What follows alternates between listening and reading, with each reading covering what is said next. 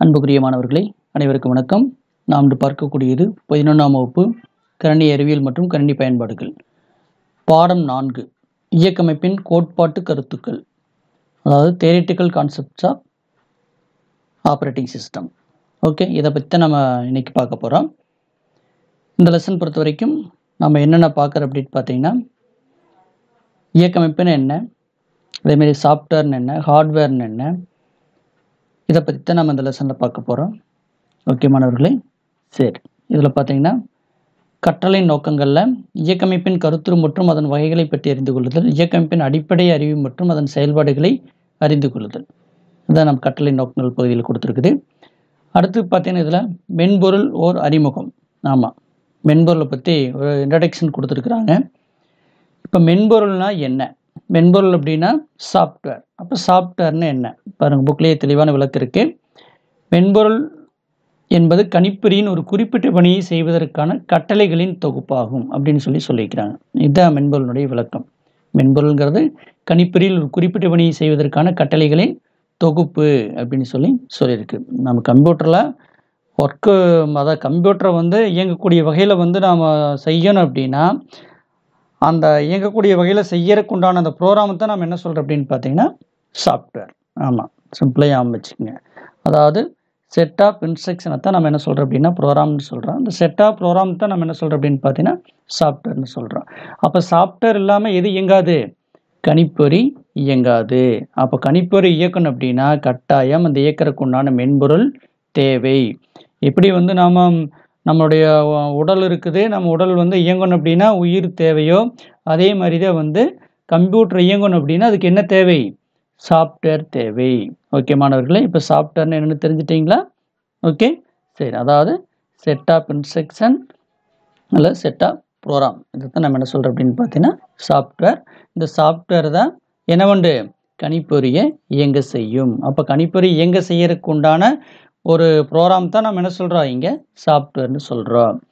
இப்போ அடிப்படை வன்பொருளுடன் செயல்பட்டு இது தேவையான வெளியீடுகளை தருகிறது. இந்த சாஃப்ட்வேர் என்ன அதாவது அடிப்படை வன்பொருள்கள். ஆமாம், அதாவது கம்ப்யூட்டரோடு இணைக்கப்பட்ட அந்த என்னது பிசிக்கல் பார்ட். அப்போ பிசிக்கல் பார்ட்னா என்ன சொல்லலாம்? நம்ம கீபோர்டு, மவுஸு, மானிட்டர், சிபியு, இதையெல்லாம் என்ன சொல்கிறோம்? நாம் வன்பொருள் அப்படின்னு சொல்கிறோம். அப்போ இந்த வன்பொருளோட செயல்பட்டு தான் என்ன நம்மளுக்கு தேவையான வெளியீட்டை தரும் அப்படின்னு சொல்லியிருக்கு. ஓகே மாணவர்களே, இப்போ மென்பொருள் என்னென்னு தெரிஞ்சிட்டிங்களா? சரி, இப்போ மென்பொருள் பார்த்தீங்கன்னா 2 வகையாக பிரிக்கிறாங்க. இதெல்லாம் உங்களுக்கு 2 மார்க்கில் கேட்பாங்க, 1 மார்க்லையும் கேட்பாங்க. நோட் பண்ணிக்கணும். மென்பொருளின் வகைகள். மென்பொருள் 2 வகையாக பிரிக்கிறாங்க. ஒன்று பயன்பாட்டு மென்பொருள், இன்னொன்று அமைப்பு மென்பொருள், அதாவது அப்ளிகேஷன் சாஃப்ட்வேர்.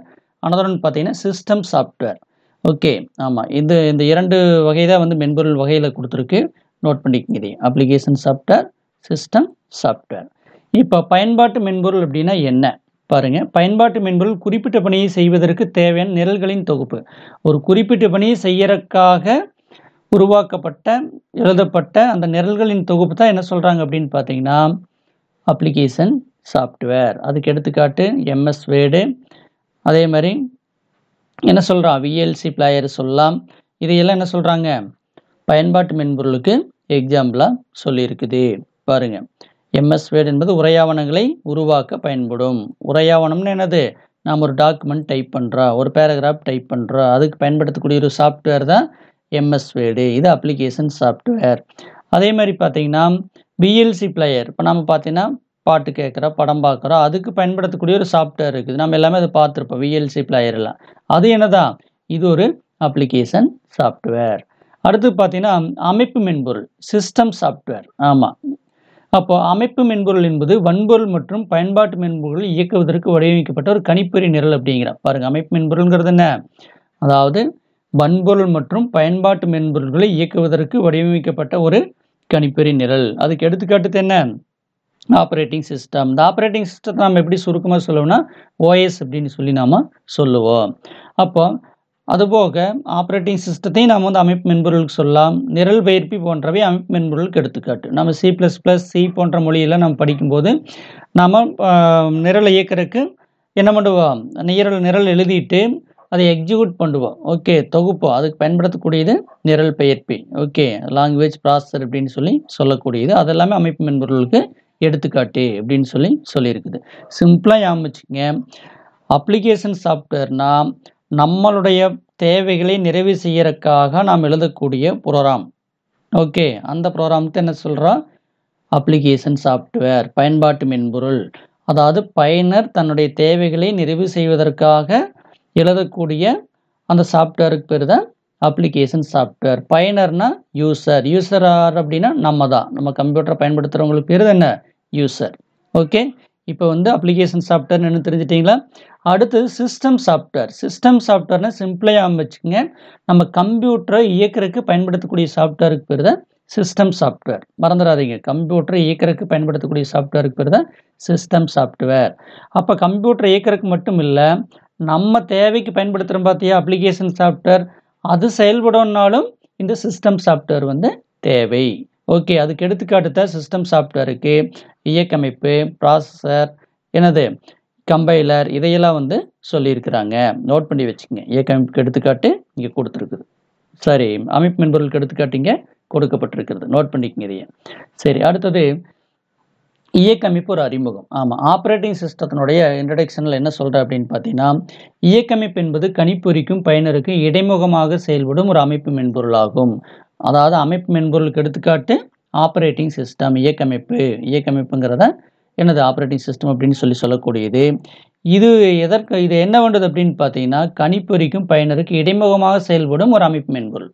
ஓகே, அதாவது என்னது யூசருக்கும் கம்ப்யூட்டருக்கும் என்னது ஒரு இடைமுகமாக செயல்படும், இன்டர்பேஸாக செயல்படக்கூடிய ஒன்று தான் இந்த இயக்கமைப்பு அப்படின்னு சொல்லியிருக்கிறாங்க. இப்போ நம்ம கம்ப்யூட்டரை இயக்கிறோம், நம்ம யூசரு கம்ப்யூட்டர் இருக்குது. அப்போ கம்ப்யூட்டரை இயக்கணும் அப்படின்னா நம்மளுக்கு கம்ப்யூட்டருக்கு இடையில இன்ட்ராக்ட் பண்ணக்கூடியது என்ன அப்படின்னு பார்த்தீங்கன்னா ஆப்ரேட்டிங் சிஸ்டம். இப்போ பார்த்தீங்கன்னா நம்ம டிவி இருக்குது, நம்ம டிவி ஆப்ரேட் பண்ணுறோம். எதன் மூலமாக ஆப்ரேட் பண்ணுறோம்? ரிமோட் மூலம் ஆப்ரேட் பண்ணுறோம். அப்போ நம்மளுக்கும் டிவிக்கும் இடையில எது இன்ட்ராக்ட் பண்ணுது? ரிமோட் இன்ட்ராக்ட் பண்ணுது. அதே மாதிரி தான் இங்கே சிஸ்டத்துக்கு கம்ப்யூட்டருக்கும் நம்மளுக்கும் இடையே இன்ட்ராக்ட் பண்ணக்கூடியது இந்த இயக்கமைப்பு. அதனால் இந்த இயக்கமைப்பு அப்படிங்கிறது என்ன சொல்கிறாங்க? இது ஒரு அமைப்பு மென்பொருள் அப்படின்னு சொல்லியிருக்கு. சிம்பிளாக ஞாபகம் வச்சுக்கங்க. இது உள்ளீடு, வெளியீடு மற்றும் கணிப்பொறி வெளிப்புற சாதனங்களாகிய வட்டியக்கி, அச்சுப்பொறி மற்றும் பிற மின்னணு சாதனங்களை கட்டுப்படுத்துகிறது. சிம்பிளாக ஞாபகம் வச்சுக்க மாணவர்களே, இயக்கமைப்பு இல்லாமல் கம்ப்யூட்டரை இயக்க முடியாது. கணிப்பொறியினுடைய அனைத்து வன்பொருள் பகுதிகளையும் இயக்கக்கூடியது, கட்டுப்படுத்தி வேலை செய்ய வைக்கக்கூடியது எல்லாமே என்னது அப்படின்னு பார்த்தீங்கன்னா இயக்கமைப்பு தான். இயக்கமைப்பு இல்லாமல் என்ன இயங்காது? கம்ப்யூட்டர் இயங்காது. இப்போ பிரிண்டராக இருக்கட்டும், மானிட்டராக இருக்கட்டும், அதாவது கீபோர்டாக இருக்கட்டும், மவுஸாக இருக்கட்டும், அனைத்து டிவைஸும் இயங்கணும் அப்படின்னா கட்டாயம் எது தேவை? ஆப்ரேட்டிங் சிஸ்டம் தேவை. அப்போ ஆப்ரேட்டிங் சிஸ்டம் தான் ஒரு சிஸ்டத்தை இயக்குது. ஆப்ரேட்டிங் சிஸ்டம் இல்லைன்னா நம்மளுடைய செயல்பாடுகளை எதையுமே நாம் கம்ப்யூட்டரில் செயல்படுத்த முடியாது. அப்படிங்கிற கான்செப்டை மட்டும் மாணவர்களாகி நீங்கள் ஞாபகத்தில் வைத்துக் கொள்ள வேண்டும். அடுத்தது பார்த்தீங்கன்னா கோப்பு மேலாண்மை, நினைவக மேலாண்மை, செயலாக்க மேலாண்மை, சாதன மேலாண்மை போன்ற இயக்கமைப்பின் செயல்பாடுகள். இயக்கமைப்பு என்னென்னலாம் செயல்பாடுகளை செய்யும் அப்படின்னு சொல்லியிருக்கிறாங்க. கோப்பு மேலாண்மை, ஃபைல் மேனேஜ்மெண்ட். இப்போ நம்ம சிஸ்டத்தில் ஒரு தகவலை கொடுக்குறோம், அந்த தகவல் எதன் மூலமாக அங்கே சேமிக்கப்படும் பார்த்தீங்கன்னா ஒரு ஃபைல் மூலமாக சேமிக்கப்படும். அதை நிர்வகிக்கக்கூடியது கோப்பு மேலாண்மை. நினைவக மேலாண்மை, இப்போ நம்ம ஒரு டேட்டா கொடுக்குறோம், அது ஸ்டோர் பண்ணி வைக்கணும் மெமரியில், அதையும் நிர்வகிக்கக்கூடியது நினைவக மேலாண்மை. செயலாக்க மேலாண்மை, நாம் ஒரு செயல்பாட்டை செய்ய சொல்கிறோம், அப்போ அந்த செயல்பாட்டை செய்கிறது செயலாக்க மேலாண்மை, ப்ராசஸ் மேனேஜ்மெண்ட். அடுத்து சாதன மேலாண்மை, டிவைஸ் மேனேஜ்மெண்ட். என்னென்ன டிவைஸ் எல்லாம் இருக்குது, அதை எப்படி பயன்படுத்துறது அப்படிங்கிறத பற்றியெல்லாம் சொல்லக்கூடியது டிவைஸ் மேனேஜ்மெண்ட். இதை பற்றியெல்லாம் நம்ம இதே பாடத்தில் பார்க்க போகிறோம். சரி, அடுத்தது இயக்கமைப்பு இல்லாமல் ஒரு கணிப்பொறி அதன் வளங்களை திறம்பட நிர்வகிக்க இயலாது. இயக்கமைப்பு இல்லாமல் என்ன பண்ண முடியாது? ஒரு கணிப்பொறி அதனுடைய வளங்களை நிர்வகிக்க இயலாது அப்படின்னு சொல்லியிருக்கிறேன். ஏற்கனவே சொன்ன இயக்கமைப்பு இல்லாமல் நம்ம கம்ப்யூட்டரில் எந்த ஒரு செயல்பாட்டையுமே செய்ய முடியாது அப்படின்னு சொல்கிறேன். அடுத்து ஒரு கணிப்பொறி இயங்க துவங்கும் போது அதன் இயக்கமைப்பு தானாக நினைவகத்திற்கு ஏற்றப்படும். ஆமாம், ஒரு கணிப்பொறி நாம் ஆன் பண்ணோன்னே என்னாகும்? இயக்கமைப்பு தானாகவே நினைவகத்திற்கு ஏற்றப்படும். நினைவகங்கிறது என்ன? பிரைமரி மெமரி, அதாவது ரேமுக்கு எல்லாமே தகவல் எல்லாம் ஏற்றப்படும் அப்படின்னு சொல்லியிருக்கிறாங்க. அப்போ இயக்கமைப்பு ஏற்றப்படாமல் ஒரு பயனர் நேரடியாக கணிப்பொறியின் வன்பொருள்களுடன் தொடர்பு கொள்ள இயலாது. அப்போ இயக்கமைப்பு இல்லை அப்படின்னா நம்ம என்ன பண்ண முடியாது? கம்ப்யூட்டரில் இருக்கக்கூடிய அந்த பிசிக்கல் பார்ட் அதாவது ஹார்ட்வேர் பகுதிகளோட நாம தொடர்பு கொள்ளவே முடியாது அப்படின்னு சொல்லியிருக்கிறாங்க. ஒரு படம் கொடுத்துருக்கிற மாதிரி இயக்கமைப்பினுடைய படம். இது இயக்கமைப்பு. இங்கே பார்த்தீங்கன்னா திரையகம் இருக்குது, மவுஸ் இருக்குது, அதே மாதிரி கீபோர்டு இருக்குது, பிரிண்ட் இருக்குது, அதே மாதிரி ஹார்ட் டிஸ்க் இருக்குது. அப்போ இந்த இயக்கமைப்பு இருந்தால் மட்டும்தான் இந்த ஹார்ட்வேர் பகுதிகளோடு நாம் தொடர்பு கொள்ள முடியும். அந்த கம்ப்யூட்டரை இயக்கி நாம் செயல்படுத்த முடியும். அப்போ இயக்கமைப்பு இல்லைன்னா என்ன பண்ண முடியாது, நாம் எந்த ஒரு செயல்பாட்டையுமே கணிப்பொறியில் செய்ய முடியாது. ஓகே மாணவர்களே, இதை நல்லா நீங்கள் ஞாபகத்தில் வைத்துக்கொள்ள வேண்டும். அடுத்தது விண்டோஸ், யூனிக்ஸ் மற்றும் லினக்ஸ் போன்றவை தனிநபர் கணிப்பொறிகள் மற்றும் மடிக்கணினிகள் பயன்படுத்தப்படும் பிரபலமான இயக்கமைப்புகள் ஆகும். ஆமாம், சொல்லிக்கிறேன் பாருங்க. விண்டோஸ், யூனிக்ஸ் மற்றும் லினக்ஸ் போன்றவை எல்லாம் தனிநபர் கணிப்பொறி மற்றும் மடிக்கணினிகளில் பயன்படுத்தப்படும் பிரபலமான இயக்கமைப்பு. ஆமாம், இந்த இயக்கமைப்புக்கு எடுத்துக்காட்டெல்லாம் கேட்டுருவாங்க. இதையெல்லாம் நீங்கள் கொஞ்சம் ஞாபகத்தில் வைத்துக்கொள்ள வேண்டும். என்னென்னலாம் இயக்கமைப்பு இருக்குது அப்படிங்கிறத நீங்கள் ஞாபகத்தில் வச்சுக்கணும். விண்டோஸ், இப்போ விண்டோஸுங்கிறது உங்களுக்கு எல்லாமே தெரியும். ஆமாம், இப்போ நம்ம விண்டோஸ் தான் நம்ம என்ன பண்ணிட்டு இருக்கிறோம், நாம் அதை அதிக அளவில் பயன்படுத்தக்கூடிய ஒரு இயக்கமைப்பு. அடுத்து பார்த்தீங்கன்னா யுனிக்ஸு. ஆமாம், அப்போ யுனிக்ஸுங்கிறதும் ஒரு ஆப்ரேட்டிங் சிஸ்டம், லினக்ஸு அதுவும் ஒரு ஆப்ரேட்டிங் சிஸ்டம். இது எல்லாமே நம்ம எங்கே பயன்படுத்துகிறோம்னு பார்த்தீங்கன்னா நம்மளுடைய பர்சனல் கம்ப்யூட்டரில் பயன்படுத்துகிறோம். அதுபோக எங்கே பயன்படுத்துகிறோம், லேப்டாப்பில் பயன்படுத்துகிறோம். ஞாபகம் வச்சுக்கோங்க. இது உங்களுக்கெல்லாம் கொஷன்ஸ் கூட கேட்குறக்கு வாய்ப்புகள் இருக்கும், நோட் பண்ணி வச்சுக்கோங்க. ஆமாம், விண்டோஸு, யுனிக்ஸு, லினக்ஸ் எல்லாமே என்னது நாம் பயன்படுத்தக்கூடிய பிரபலமான இயக்கமைப்புகள். நல்லா ஞாபகத்தில் வைத்துக்கொள்ள வேண்டும். விண்டோஸ் அப்படிங்கிறது மைக்ரோசாஃப்ட் கார்ப்பரேஷனுடைய ஒரு இயக்கமைப்பு. இது வந்து லைசன்ஸ், அதாவது அதுக்குண்டான பர்மிஷன் வாங்கினா மட்டும்தான் நம்ம விண்டோஸை பயன்படுத்த முடியும். ஆனால் யுனிக்ஸு, லினக்ஸ் எல்லாமே ஓப்பன் சோர்ஸில் கிடைக்கக்கூடியது. நம்ம ஆன்லைன்லேயே ஃப்ரீயாக என்ன பண்ணிக்கலாம், நாம் டவுன்லோட் பண்ணி நம்ம அந்த ஆப்ரேட்டிங் சிஸ்டத்தை பயன்படுத்திக்க முடியும். அப்போ விண்டோஸுக்கும் லினக்ஸ், யுனிக்ஸுக்கு வித்தியாசம் தெரிஞ்சுக்கு. விண்டோஸுங்கிறது லைசன்ஸ் வெர்ஷன், யுனிக்ஸ், லினக்ஸுங்கிறது ஃப்ரீ, ஆன்லைனில் இலவசமாக கிடைக்கக்கூடிய ஆப்ரேட்டிங் சிஸ்டம். ஓகே மாணவர்களே, இதை நீங்கள் கொஞ்சம் ஞாபகத்தில் வைத்துக்கொள்ள வேண்டும். சரி, அடுத்தது நம்ம பார்க்கக்கூடியது ஆண்ட்ராய்டு. ஆமாம், இப்போ கைபேசி சாதனங்களில் பெரும்பாலும் ஆண்ட்ராய்டு மற்றும் iOS இயக்கமைப்புகள் பயன்படுத்தப்படுகிறது. நம்ம ஆண்ட்ராய்டு கேள்விப்பட்டிருக்கிறோம். நம்ம மொபைல் ஃபோன் எல்லாருமே நம்ம பயன்படுத்துகிறோம். நம்ம மொபைல் ஃபோனில் பயன்படுத்தக்கூடிய அந்த இயக்கமைப்பு தான் என்னது, ஆண்ட்ராய்டு. ஏன்னா ஆண்ட்ராய்டு ஃபோன் நம்ம எல்லாமே சொல்லுவோம். அது என்ன அப்படிங்கிறது ஒரு சில பேருக்கு தெரியாமல் இருந்திருக்கலாம். அப்போ ஆண்ட்ராய்டுங்கிறது ஒரு இயக்கமைப்பு. எப்படி கம்ப்யூட்டரும் லேப்டாப்பெல்லாம் இயக்கிறதுக்கு நம்ம ஒரு ஆப்ரேட்டிங் சிஸ்டம் தேவை. அந்த ஆப்ரேட்டிங் சிஸ்டம் தான் விண்டோஸ் தான் அதிக அளவில் பயன்படுத்தக்கூடிய ஆப்ரேட்டிங் சிஸ்டம். இப்போ நம்ம லேட்டஸ்ட்டாக விண்டோஸ் 10 பயன்படுத்திட்டு இருக்கிறோம். ஓகே, நாம் அடுத்த பாடத்தில் 5வது பாடத்தில் விண்டோஸ் பற்றி தான் பார்க்க போகிறோம். அதில் அதை பற்றி நான் உங்களுக்கு தெளிவாக சொல்கிறேன். அப்போ யுனிக்ஸ், லினக்ஸும் ஆப்ரேட்டிங் சிஸ்டம் தான், அதை பற்றி இதில் கொடுத்துருக்குறாங்க. அடுத்தது நம்ம மொபைல் ஃபோனில் பயன்படுத்தக்கூடிய ஆப்ரேட்டிங் சிஸ்டம் அப்படின்னு பார்த்தீங்கன்னா ஆண்ட்ராய்டு. ஆமாம், நம்ம ஆண்ட்ராய்டு ஃபோன் சொல்லுவோம். ஆனால் அந்த ஆண்ட்ராய்டு ஃபோன் என்ன அப்படிங்கிறது நம்மளுக்கு தெரியாது. ஓகே, அப்போ என்னது ஆண்ட்ராய்டு அப்படிங்கிறது ஒரு ஆப்ரேட்டிங் சிஸ்டம். இது எங்கே பயன்படுத்தக்கூடிய ஆப்ரேட்டிங் சிஸ்டம், மொபைல் ஃபோனில் பயன்படுத்தக்கூடிய ஒரு ஆப்ரேட்டிங் சிஸ்டம். ஓகே, சரி, அடுத்தது இதுலேயே iOSன்னு சொல்கிறான். இப்போ நம்ம சாதாரணமாக பயன்படுத்தக்கூடிய மொபைல் எல்லாமே ஆண்ட்ராய்டு பயன்படுத்துகிறோம். ஆப்பிள் ஃபோன் இருக்குது. ஆமாம், ஐஃபோன். ஓகே, அதிலெல்லாம் பயன்படுத்தக்கூடிய ஆப்ரேட்டிங் சிஸ்டம் அப்படின்னு பார்த்தீங்கன்னா iOS அப்படிங்கிற ஒரு ஆப்ரேட்டிங் சிஸ்டத்தை பயன்படுத்துகிறாங்க. இப்போ பார்த்தீங்கன்னா நம்ம ஆண்ட்ராய்டு வெர்ஷன் எல்லாம் நம்ம பார்த்துருப்போம். ஆமாம், ஆண்ட்ராய்டு வெர்ஷன் பார்த்தீங்கன்னா ஆரம்பத்துலேருந்து என்னது 1.0லேருந்து ஆரம்பிக்குது. ஆமாம், 1.0லேருந்து அப்படியே லைனாக வந்துட்டே இருக்குது. இப்போ பார்த்தீங்கன்னா ஆண்ட்ராய்டு 11 வரைக்கும் நாம் பயன்படுத்திட்டு வர அதனுடைய வெர்ஷன்.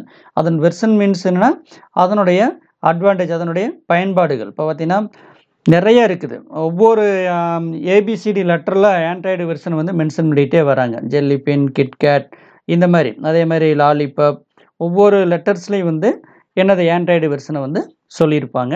அது நீங்கள் உங்கள் மொபைலில் பார்த்தீங்கன்னாவே உங்களுடைய மொபைல் என்ன வகையான ஆண்ட்ராய்டு வெர்ஷனில் இருக்குது அப்படின்னு சொல்லியிருப்பாங்க. இப்போ ஆண்ட்ராய்டு 9.0 வெர்ஷன்லாம் பார்த்தீங்கன்னா அது அதனுடைய பெயர் பார்த்தீங்கன்னா பை அப்படின்னு ஒரு நேமில் இருந்திருக்கும். அதே மாதிரி பார்த்தீங்கன்னா ஆண்ட்ராய்டு 10 பார்த்தீங்கன்னா இது 2018 தான் லான்ச் பண்ணியிருக்கிறாங்க, ஆகஸ்ட் 6ல். இது ஆண்ட்ராய்டு 10 அப்படின்னு சொல்லக்கூடியது. அதே மாதிரி ஆண்ட்ராய்டு 11 பார்த்தீங்கன்னா செப்டம்பர் 3, 2019 தான் அதை லான்ச் பண்ணியிருக்கிறாங்க. இப்போ லேட்டஸ்ட்டாக நம்ம பயன்படுத்தக்கூடிய ஆண்ட்ராய்டு வெர்ஷன் என்ன அப்படின்னு பார்த்தீங்கன்னா 11 நம்ம வந்து பயன்படுத்திட்டு இருக்கிறோம். அதுக்கும் பிறகு கூட என்னது இது February 19th 2020 இதனுடைய லான்ச் டேட் வந்து அதாவது என்ன கொடுத்துருக்குற ஆண்ட்ராய்டு 11 February 19, 2020 இது வந்து லான்ச் பண்ணியிருக்கிறதா சொல்லியிருக்கு. ஓகே, இதெல்லாம் ஆண்ட்ராய்டு வெர்ஷன் பற்றி உங்களோட தகவல். இது என்ன அப்படிங்கிறத நீங்கள் தெரிஞ்சுக்கலாம். உங்கள் மொபைல்லேயே பார்த்தீங்கன்னா தெரியும். உங்களோட மொபைல் ஃபோனில் போய் கிளிக் பண்ணிங்கன்னா என்னது அந்த வெர்ஷன் கிளிக் பண்ணிங்கன்னா உங்களுக்கு வந்து என்ன ஆண்ட்ராய்டு வெர்ஷனில் இருக்குது, அதனுடைய ஆண்ட்ராய்டினுடைய நேம் என்ன அப்படிங்கிறத முதல் கொண்டு உங்களுக்கு டிஸ்பிளே ஆகும். ஓகே மாணவர்களே, அடுத்தது பார்த்தீங்கன்னா ஒரு இயக்க அமைப்பு மற்றும் பயனர் எப்படி இதனுடைய தொடர்பு இருக்குது அப்படிங்கிறத பற்றி இந்த படத்தில் விளக்கிக்கிறாங்க. பார்த்தீங்கன்னா தெரியும். அதாவது பயனர் யூசர் நம்ம இருக்கிறோம். அப்போ அமைப்பு மென்பொருள் நம்ம என்ன கம்ப்யூட்டரை தொடர்பு கொள்கிறோம். அப்போ அந்த அமைப்பு மென்பொருளில் என்ன வேண்டும், வன்பொருளுக்கும் பயன்பாட்டு மென்பொருளையும் செயல்பட வைக்கக்கூடிய அமைப்பு மென்பொருள். ஏற்கனவே சொன்னால் அந்த இயக்க அமைப்பு தான் வந்து பயன்பாட்டு மென்பொருளையும் வன்பொருளையும் இயக்கும். வன்பொருள்ங்கிறது ஹார்ட்வேர் சிஸ்டத்தினுடைய பகுதிகள். மென்பொருள் அப்படிங்கிறது சிஸ்டத்தை இயக்கிறதுக்கு உண்டான ப்ரோக்ராமுடைய தொகுப்பு. அதைத்தான் நம்ம மென்பொருள் சொல்கிறோம். அந்த மென்பொருள் தான் நம்ம இரண்டாவது சொன்னால் பயன்பாட்டு மென்பொருள், அமைப்பு மென்பொருள்.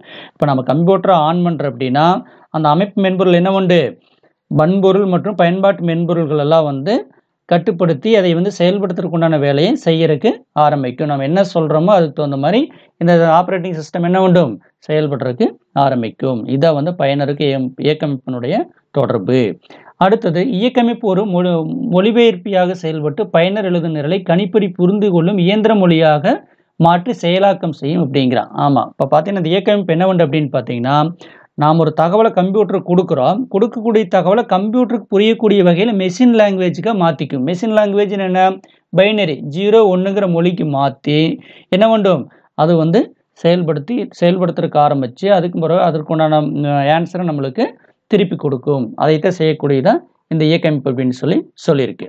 இப்போ இயக்கமைப்பினுடைய பயன்கள் எல்லாம் என்ன அப்படிங்கிறத பற்றி கொடுத்துருக்குறாங்க. இயக்கமைப்பினுடைய பயன் என்ன அப்படிங்கிறது சொல்லியிருக்கிறாங்க. பாருங்க, கொடுத்துருக்குறாங்க ஒவ்வொரு பாயிண்ட்ஸாக.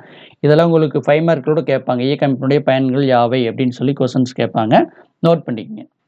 அப்போ கணிப்பொறியை பயன்படுத்தி பயனர் செய்ய விரும்புவதை உறுதிப்படுத்துதல். ஆமாம், இயக்கமைப்பினுடைய முக்கிய பயன்பாடுகள் என்ன அதனுடைய அட்வான்டேஜ் அப்படின்னு என்ன அப்படின்னு பார்த்தீங்கன்னா, அதாவது நம்ம யூசர் என்ன செய்ய விரும்புகிறாங்களோ அதை உறுதிப்படுத்துறது இந்த ஆப்ரேட்டிங் சிஸ்டம். நம்ம ஒரு கால்குலேஷன் போடணுமா, அல்லது வந்து ஏதோ பிரிண்ட் எடுக்கணுமா, அல்லது வந்து ஏதாச்சும் இன்புட் கொடுக்குறோமா, இந்த மாதிரி அனைத்து பணிகளையுமே வந்து நம்ம என்ன சொல்கிறோமோ அதை உறுதிப்படுத்தி அதை செய்ய வைக்கிறத இந்த ஆப்ரேட்டிங் சிஸ்டத்தினுடைய முக்கிய வேலை. அடுத்தது பயனர் மற்றும் கணிப்பொறி இடையிலான எளிய ஊடாடுதல். ஆமாம், அதாவது கம்ப்யூட்டருக்கும் அதாவது பயனருக்கும் நம்மளுக்கும் அந்த இன்ட்ராக்ட் எப்படி இருக்கணும், ரொம்ப எளிமையாக இருக்கணும். அப்புறம் ஒரு கம்ப்யூட்டர் நம்ம போய் ஆன் பண்ணுறோம் அப்படின்னா நம்மளுக்கு அதில் ஒர்க் பண்ணணுங்கிற ஒரு ஆர்வம் இருக்கணும். ஆன் பண்ணாவே அதனுடைய செயல்பாடுகள், அது நம்ம ஒர்க் பண்ணக்கூடிய அந்த கம்ப்யூட்டருடைய மெத்தேடு இது எல்லாமே நம்மளுக்கு புரியாத மாதிரி இருந்துச்சு அப்படின்னா அந்த இன்ட்ராக்டே என்னாகு, ஒரு ஃபெயிலியர் ஆகும். ஓகே, அதனால் எப்படி இருக்கணுங்கிற எளிமையான ஊடாடுதலாக இருக்கணும் அப்படின்னு சொல்லியிருக்கிறாங்க. அடுத்து கணிப்பொறியில் மின் இணைப்பு கொடுக்கப்பட்டவுடன் கணிப்பொறி தானாகவே செயல்பாட்டை தொடங்குதல். ஆமாம், நாம் வந்து இப்போ சிபியூவில் பவர் பட்டனை ப்ரெஸ் பண்ணோன்னே என்ன ஆகும், ஆட்டோமேட்டிக்காக கம்ப்யூட்ரு என்னது ஆன் ஆகிறதுக்கு ஆரம்பிக்கும். அப்போ அந்த கம்ப்யூட்டர் ஆன் பண்ணோடனே அந்த ப்ராசஸ் நடக்கிறத என்ன சொல்கிறீங்க, பூட்டிங்னு சொல்கிறோம். தொடங்குதல் நம்ம ஃபஸ்ட் லெசன்லேயே நம்ம அந்த பூட்டிங் பற்றி சொல்லியிருக்கிறோம். அடுத்து உள்ளீடு மற்றும் வெளியீட்டு சாதனங்களை கட்டுப்படுத்துதல். இந்த இயக்கமைப்பு தான் என்ன வேண்டும், உள்ளீட்டு சாதனம் மற்றும் வெளியீட்டு சாதனங்கள் எல்லாம் என்ன வேண்டும், இது கட்டுப்படுத்தும் அப்படின்னு சொல்லியிருக்கு. ஆமாம், நம்ம இன்புட் கொடுக்குறோம், அவுட்புட் கொடுக்குறோம், இதையெல்லாம் கட்டுப்படுத்தி வேலை வாங்கக்கூடியது எல்லாமே இந்த ஓஎஸ் தான். ஓஎஸ்ங்கிறது இயக்கமைப்பு. அடுத்து முதன்மை நினைவகத்தின் பயன்பாட்டை நிர்வகித்தல். முதன்மை நினைவகங்கிறது என்ன, நாம் ஏற்கனவே பார்த்தோம். முதன்மை நினைவகம் அப்படிங்கிறது ரேமுடைய பயன்பாட்டை நிர்வகித்தல்.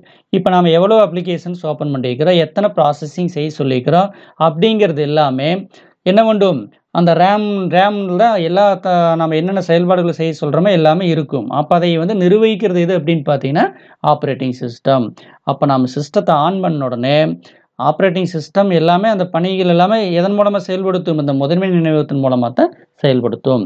அடுத்து பயனர் நிரல்களுக்கு பாதுகாப்பு வழங்குதல். ஆமாம், இப்போ நம்ம ப்ரோக்ராம் எழுதுகிறோம், நிறைய டேட்டா வச்சுருக்கிறோம் அப்படின்னா அந்த நிரல்கள் எல்லாமே வந்து டெலீட் ஆகாமல் ஒரு பாதுகாப்பு கொடுத்து வைத்திருக்கணும். இது எல்லாம் தான் இயக்கமைப்பினுடைய முக்கிய செயல்பாடுகள் அப்படின்னு சொல்லியிருக்கு. சரி, ஓகே மாணவர்களே, அடுத்த பகுதியில் நாம் என்ன சொல்றோம் அப்படின்னு பார்த்தீங்கன்னா, இயக்கமைப்பினுடைய வகைகள். ஆமா, இயக்கமைப்பினுடைய வகை என்னென்ன அப்படின்னு சொல்லி பார்க்கலாம். அப்ப இயக்கமைப்பு பார்த்தீங்கன்னா 2 வகையா பிரிக்கிறாங்க. ஒற்றை பயனர் இயக்கமைப்பு. ஆமா, single user operating system, multi user operating system. பல பயனர் இயக்கமைப்பு அப்படின்னு சொல்லிட்டு 2 வகையா பிரிக்கிறாங்க. ஒற்றை பயனர் இயக்கமைப்பு அப்படின்னா என்ன அப்படின்னு பார்த்தீங்கன்னா, ஒரு இயக்கமைப்பு ஒரே நேரத்தில் ஒரு பயனரை மட்டும் பணி செய்ய அனுமதிக்கும்.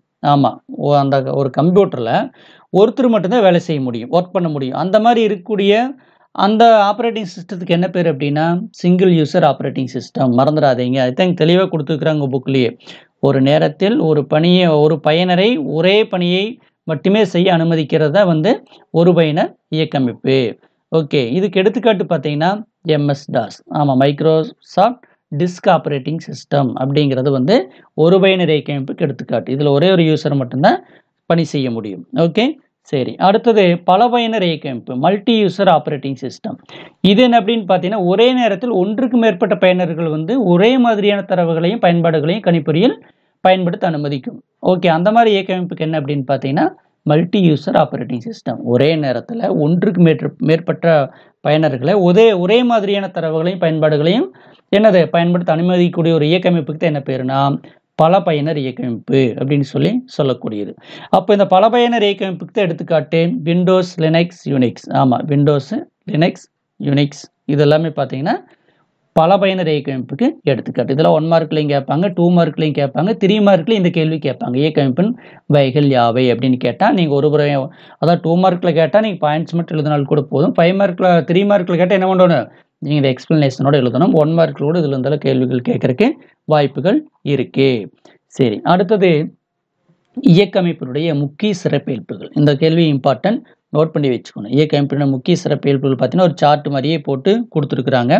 பயனர் இடைமுகம், நினைவக மேலாண்மை, கோப்பு மேலாண்மை, அதே மாதிரி செயல் மேலாண்மை, பாதுகாப்பு மேலாண்மை, பிழை பொறுப்பு அப்படின்னு எல்லாம் சொல்லி கொடுத்துருக்குது. இதை பற்றி தான் நாம் இதை பார்த்தோம்னா இந்த லெசனை இதோட உங்களுக்கு நிறைவடைந்தது. அதை பற்றி முழுக்க இதில் கொடுக்கப்பட்டிருக்கிறது.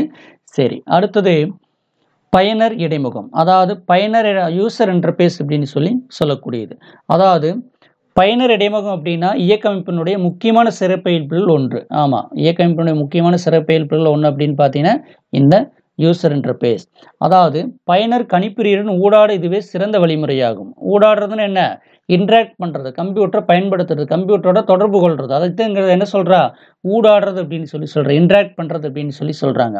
இதுவே வரைகலை பயனர் இடைமுகம் அடிப்படையிலான இயக்கமைப்புகள் வெற்றிக்கு முக்கிய காரணம். இந்த யூசர் இன்டர்பேஸ் தான் இந்த GUI வரைகலை பயனர் இடைமுகத்தினுடைய வெற்றிக்கு முக்கியமான ஒரு காரணம் அப்படின்னு சொல்லிக்கிறாங்க. இதனுடைய விரிவாக்கம் எல்லாம் கூட கேட்டுருவாங்க. கிராபிக்கல் யூசர் இன்டர்பேஸ், GUIனா என்ன அப்படின்னு 1 மார்க்கில் கேட்பாங்க.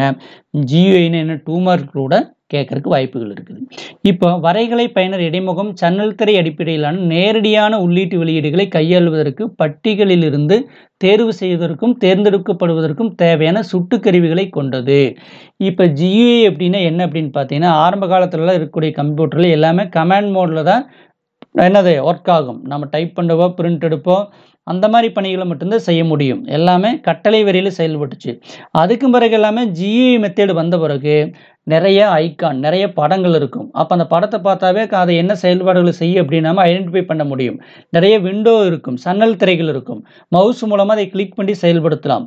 இந்த மாதிரி எல்லாம் இருக்கிறதா என்ன சொல்கிறேன் அப்படின்னு பார்த்தீங்கன்னா GUI அப்படின்னு சொல்கிறாங்க. பாருங்க, உள்ளீட்டு வெளியீடுகளை கையாள்வதற்கு பட்டியலும் தேர்வு செய்வதற்கும் தேர்ந்தெடுப்புக்கு தேவையான சுட்டுக்கருவிகளை இது கொண்டிருந்தது அப்படின்னு சொல்லிக்கிறாங்க. அதுபோக உரைகளை உள்ளிட விசைப்பலகையை பயன்படுத்தினாங்க.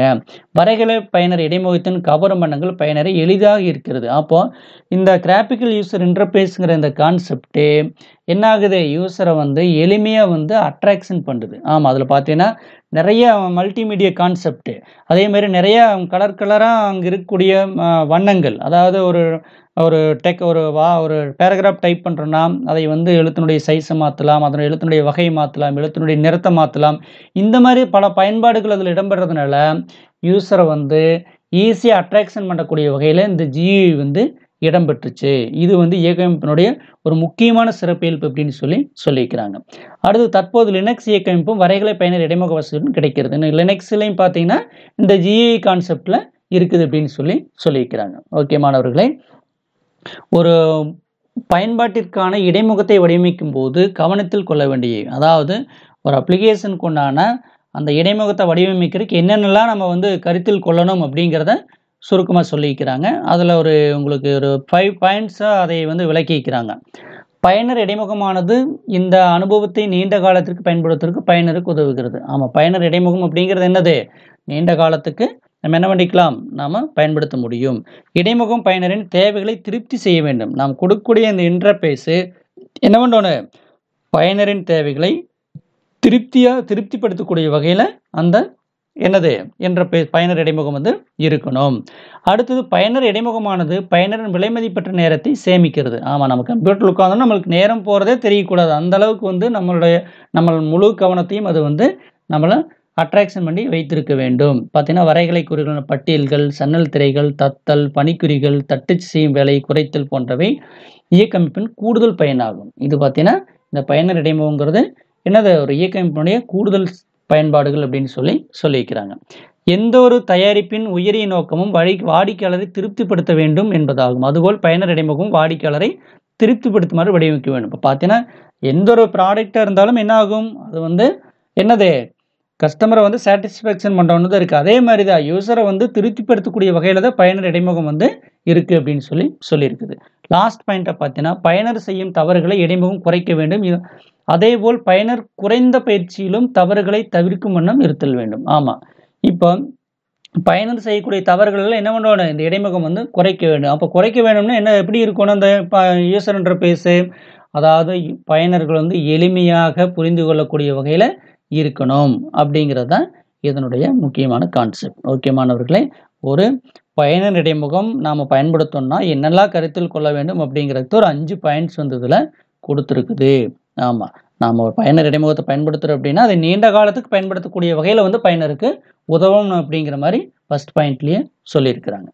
சரி, அடுத்தது பார்த்தீங்கன்னா நினைவக மேலாண்மை. நினைவக மேலாண்மை என்பது கணிப்பொறியின் முதன்மை நினைவகத்தை கட்டுப்படுத்தும், மேலும் ஒருங்கிணைக்கவும் கணிப்பொறியின் ஒட்டுமொத்த செயல்திறனை மேம்படுத்துவதற்காக பல்வேறு இயங்கு நிரல்களும் நினைவக தொகுதிக்குள் இடமொதுக்கும் செயல்முறையாகும். அப்போ நினைவக மேலாண்மை, மெமரி மேனேஜ்மெண்ட் அப்படிங்கிறது கணிப்பொறியினுடைய முதன்மை நினைவகத்தை கட்டுப்படுத்தக்கூடியது.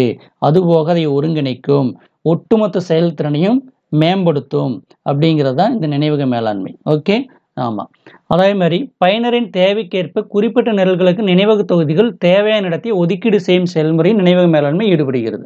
ஆமாம், பார்த்தீங்கன்னா நம்ம நிறைய பணிகளை கம்ப்யூட்டர்கிட்ட செய்ய சொல்லி கொடுக்குறோம். அப்போ பார்த்தீங்கன்னா பிரிண்ட் பண்ண சொல்கிறோம், அதே மாதிரி ஒரு கான்செப்ட், அதாவது ஒரு டாக்குமெண்ட் டைப் பண்ணுறோம், அதே மாதிரி ஏதாச்சும் நம்ம ஒரு படம் வந்து டிசைன் பண்ணுறோம், பெயிண்ட் பண்ணுறோம், இந்த மாதிரி பல பணிகளை வந்து நாம் செய்ய சொல்லி நாம் சொல்கிறோம் கம்ப்யூட்டருக்கு.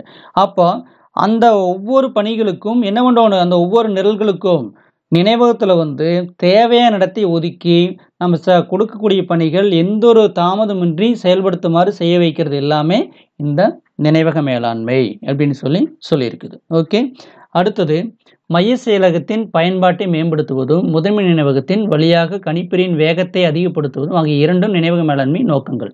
நினைவக மேலாண்மையுடைய நோக்கம் என்ன, மைய செயலகத்தினுடைய செயல்பாட்டை மேம்படுத்துறது, அதே மாதிரி கம்ப்யூட்டருடைய வேகத்தை அதிகப்படுத்துறது, கம்ப்யூட்டருடைய ஸ்பீடை வந்து ரைஸ் பண்ணுறது, இது எல்லாமே வந்து நினைவக மேலாண்மையுடைய முக்கியமான நோக்கம். இதெல்லாம் நீங்கள் நோட் பண்ணி வச்சுக்கணும். அதனால தான் நம்ம எல்லாம் சொல்லியிருப்போம், ரேம் வந்து அதிகமாக இருக்கணும், அப்போ தான் வந்து சிஸ்டம் ஃபாஸ்ட்டாக இருக்குது அப்படின்னு சொன்னால், நம்ம ஏற்கனவே உங்களுக்கு தேர்ட் லெசனில் அதை பற்றி நான் சொன்னேன், ரேம் பற்றி. அதாவது முதன்மை நினைவை பொறுத்த வரைக்கும் அதனுடைய கெப்பாசிட்டி, அதாவது அதனுடைய ஜிபி அதிகமாக இருக்க வரைக்கும் என்னாகும், நாம் கொடுக்கக்கூடிய பணிகள் எல்லாமே விரைவாகவும் வேகமாகவும் செயல்படுறதுக்கு உண்டான ஒரு வழிமுறையை ஏற்படுத்தும். நம்ம ஏன் அது வந்து வேகமாக செயல்படும் அப்படிங்கிற நான் தேர்ட் லெசன்லேயும் உங்களுக்கு சொல்லியிருக்கிறேன். ஒரு 4 GB ரேம் இருக்குது அப்படின்னா நம்ம கொடுக்கக்கூடிய பணிகள் வந்து ஒரு 5 GB ரேஞ்சில் நம்ம ஒரு பணிகளை செய்ய சொல்லி நம்ம சொல்கிறோம் அப்படின்னா, அப்போ நம்ம கொடுக்கக்கூடிய பணிகள் தாமதமாகறதுக்கு அதிக வாய்ப்புகள் இருக்கும். ஆமாம், அப்போ நம்ம ஒரு 4 GB ரேம் இருக்குது, நம்ம 3 GBக்கு உண்டான கெப்பாசிட்டியில் தான் நாம் வந்து பணிகள் செய்ய சொல்லி சொல்கிறோம் அப்படின்னா, அந்த பணிகள் வந்து துரிதமாக செயல்பட்டு நம்மளுக்கு ஆன்சர் உடனே செயல்படுத்தும். அதனால தான் வந்து ரேம் முதன்மை நினைவகம் வந்து அதிக அளவில் இருக்கணும் அப்படின்னு சொல்லியிருக்கு. ஓகே, சரி. அடுத்தது இயக்கமைப்பு கீழ்காண் நினைவக மேலாண்மையுடன் தொடர்பு தொடர்புடைய செயல்களுக்கு பொறுப்பாகும். ஆமா. என்னென்ன செயல்களுக்கெல்லாம் நினைவக மேலாண்மை பொறுப்பு அப்படின்னு சொல்லிட்டு ஒரு 3 பாயிண்ட்ஸ் சொல்லியிருக்கிறாங்க. பாருங்க. நினைவகத்தின் எந்த பகுதியை தற்போது யார் பயன்படுத்துகிறார்கள் என்று தொடர்ந்து கண்காணித்தல். ஆமா. அதாவது இந்த நினைவக மேலாண்மை பார்த்தீங்கன்னா, நினைவகத்தினுடைய எந்த பகுதியை யார் பயன்படுத்துறாங்க அப்படிங்கிறது கண்காணிச்சுட்டே இருக்கணும். நினைவகத்திற்கு உள்ளேயும் வெளியேயும் நகரும் செயல்முறைகள் மற்றும் தரவுகளை தீர்மானித்தல். ஆமா. நினைவகத்திற்கு உள்ளேயும் வெளியேயும் நகரும் செயல்முறைகள் அப்படின்னு என்னது? நாம ஒரு பணிகளை சொல்றோம். ஒரு பிரிண்ட் எடுக்க சொல்றோம். அல்லது ஒரு டாக்குமெண்ட் டைப் பண்றோம். சேவ் பண்ண சொல்றோம். ஓகே. இந்த மாதிரி பணிகளை குடுக்கறது எல்லாமே நினைவகத்திற்கு உள்ள என்டர் ஆகும். ஓகே. அதே மாதிரி அந்த பணிகள் முடிஞ்சுச்சுன்னா என்ன ஆகும்? அந்த பணிகள் முடிஞ்ச உடனே அந்த நினைவக பகுதியை டீஅலோகேட் பண்ணணும். நாம் ஒரு பணிகள் சொன்னோம்னா நினைவகத்தில் அலோகேட் பண்ணி அதுக்குன்னு இடத்தை ஒதுக்கணும். அதே மாதிரி இந்த பணிகள் முடிஞ்சுதுன்னா டீஅலோகேட் பண்ணணும். இதையெல்லாம் தீர்மானிக்கணும் அப்படின்னு சொல்லியிருக்குது. அடுத்து முதன்மை நினைவகத்தில் நிரல்களுக்கு தேவை நினைவக தொகுதிகளை ஒதுக்கிடுதல் மற்றும் நீக்கம் செய்தல். அதான் நான் ஏற்கனவே சொன்னேன். அதாவது என்னது? நாம் கொடுக்கக்கூடிய நிரல்களுக்கு தேவையான நினைவக பகுதிகளை ஒதுக்குறது, அந்த செயல்பாடுகள் முடிஞ்சோடனே அதை டீஅலோகேட் பண்ணுறது, இது எல்லாமே பார்த்தீங்கன்னா நினைவு மேலாண்மையினுடைய முக்கியமான ஒரு பொறுப்பு அப்படின்னு சொல்லியிருக்கிறாங்க. இதை நீங்கள் நோட் பண்ணிக்கங்க. ஓகே மாணவர்களே, இந்த பாடத்தில் முதல் பகுதியாக இத்துடன் முடிச்சுக்கலாம். அடுத்த பகுதியில் நம்ம செயல் மேலாண்மை பற்றி நாம் பார்க்கலாம். ஓகே மாணவர்களே, நன்றி, வணக்கம்.